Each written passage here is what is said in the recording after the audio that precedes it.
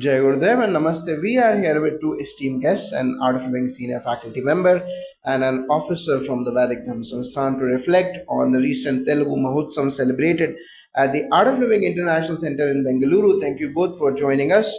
Jai Gurudev and Namaste. It's a joy to be here and speak about such a soulful event. Jai Gurudev, thank you. It was a spiritual and cultural confluence like no other. The official post by His Holiness Gurudev Shri Shri Ravi Shankarji mentioned the rhythms of Dhimsa Nritya, the vibrancy of Batukamma, and the sweetness of Annamaya Kirtans. Can you explain the deeper significance of these elements? Jagadev, yes, absolutely. The Dhimsa dance is a tribal folk tradition from the eastern ghats of Andhra Pradesh. Its circular rhythm symbolizes harmony with nature, community bonding, and a celebration of the divine feminine. When this was performed at the ashram, it wasn't just a dance, it was an offering of devotion. The Batukamma festival, rooted deeply in Telangana, is a floral tribute to the mother goddess. Batukamma means mother come to life. Women gather to make beautiful floral arrangements, sing devotional songs, and invoke prosperity, fertility, and strength. In the ashram, this became a moving meditation, colorful, graceful, and inwardly serene. And then came the Annamacharya Kirtanasas. These are lyrical compositions by the saint poet Annamacharya, who is considered the first Vagayakara, the composer of music and lyrics, the Vagayakara in Telugu. His songs extol the glories of Lord Venkateshwara of Tirumala. When sung in the ashram's serene ambience, these kirtans become pathways to stillness and devotion. Thousands from Andhra Pradesh and Telangana participated. What was the energy like at the ashram? It was truly electrifying yet deeply meditative. The ashram transformed into a sea of saris, dhotis, flower petals, and melodies. People were in silence during morning meditations, immersed in wisdom during satsangs, and rejoicing with music and dance in the evenings. What struck me most was how people of all age groups, from toddlers to elders, came together in joy and devotion. The cultural pride was palpable. Many were moved to tears while listening to Annamaya's songs or watching the traditional Batukamma processions. Others felt liberated in the rhythms of Dhimsa, which is said to represent the freedom of spirit. How does this align with the Gurudev's vision for Indian traditions and youth engagement?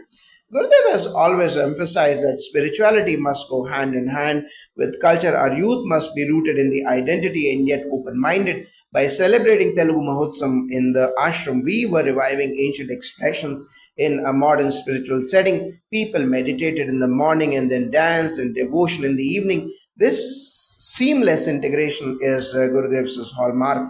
As an officer of the Vedic Dhamma Sansthan, I see how Gurudev is globalizing Indian spiritual wisdom while preserving its local essence. Events like these are not just performances, they are experiences that align people with dharma, bhakti, and seva.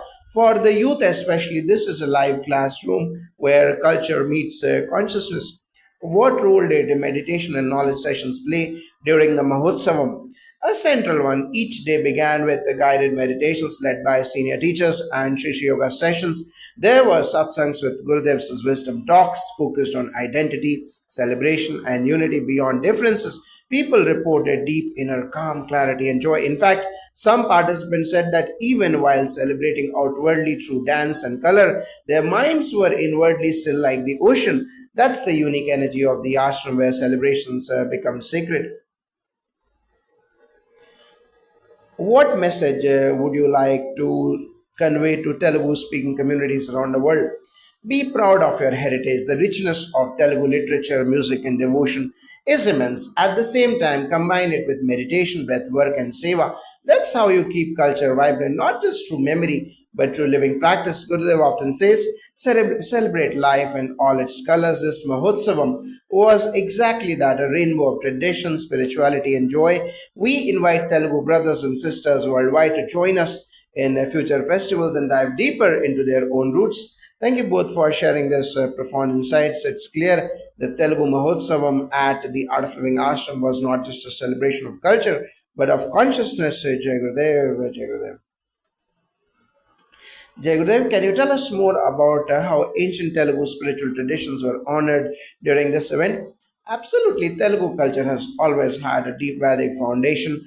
from the Upanishadic reflections in the verses of Yogi Vemana to the Bhakti poetry of Annamacharya and Bhadrachala Ramadasu.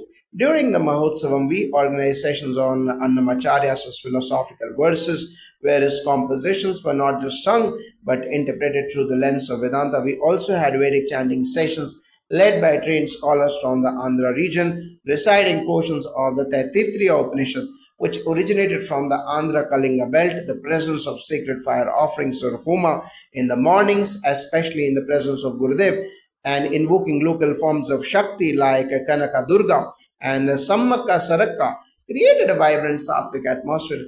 I would like to add that these weren't just symbolic gestures. Gurudev's vision is to reignite living traditions, not preserve them as museum pieces.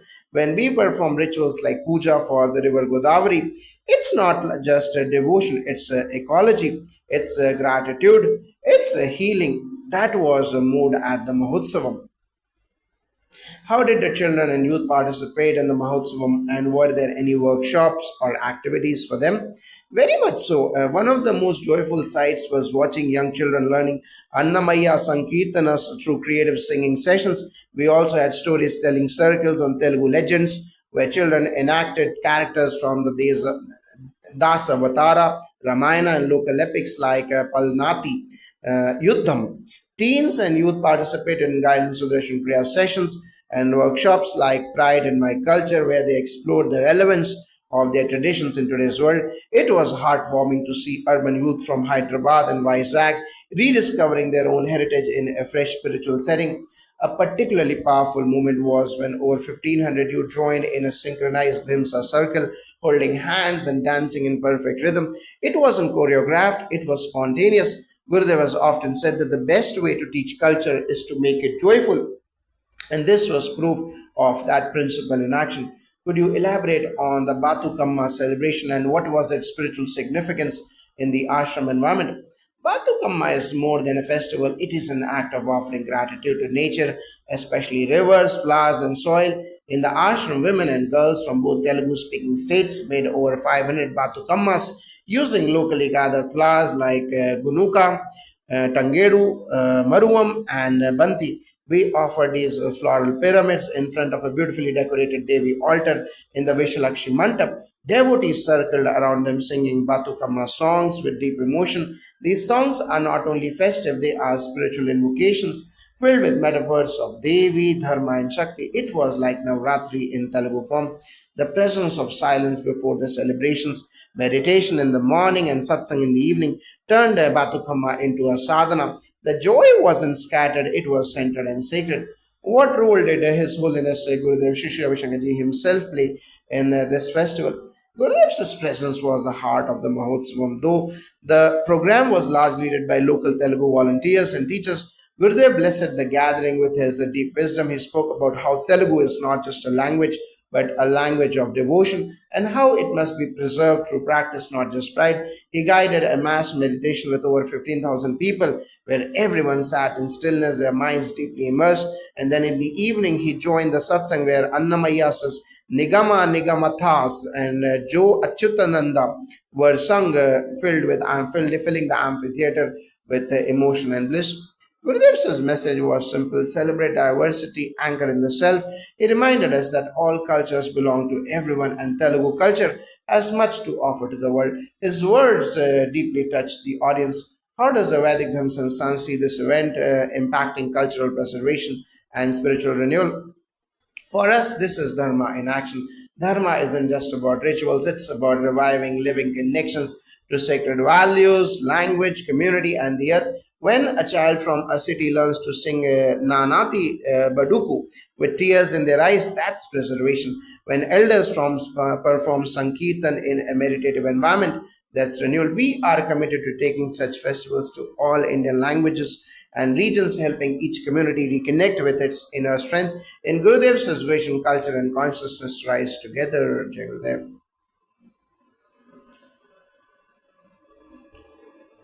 So, what's the message you would like to share with Telugu people across the globe who couldn't attend? We missed your presence, but the Mahotsavam's vibration is still alive, whether you are in New Jersey or Melbourne or New York City or California. Your culture is a form of prayer. Don't let it fade into nostalgia. Live it, sing it, meditate with it, bring it into your families. This is just the beginning. We are planning Telugu satsangs, online Annamacharya sessions, and community pujas in your cities. Join the Art of Living centers in your regions and let Telugu Dharma thrive globally. Thank you both for this illuminating conversation. It's inspiring to see how Gurudev's vision and the dedicated efforts of the Art of Living and Vedic Dharma Sansthan are preserving and celebrating Telugu culture in such a deep, spiritual, and joyful manner. Jai Gurudev.